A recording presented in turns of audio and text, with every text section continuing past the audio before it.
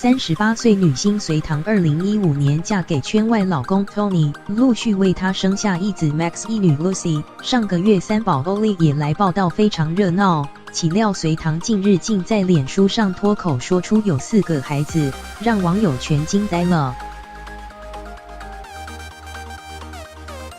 隋棠昨天27日在脸书上表示，自己近期为了迎接三宝 Ollie 而搬家的时机，咬牙换了一张25岁时就梦想拥有的电动床，而且还在主卧室首度装了电视，并买下一台超大容量还可上下分开洗的洗衣机。他兴奋地表示，终于可以把4个孩子们像山一样多的衣服同时快速洗完。这句话一脱口，立马让人看到关键字。网友猜测，隋棠应该是把老公 Tony 也当成孩子，再加上2位长辈，组成了7口之家。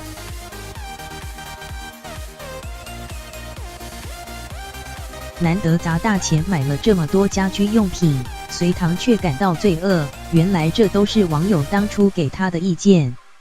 隋棠表示，某天突然觉得的重心都是以孩子为优先了，那自己咧。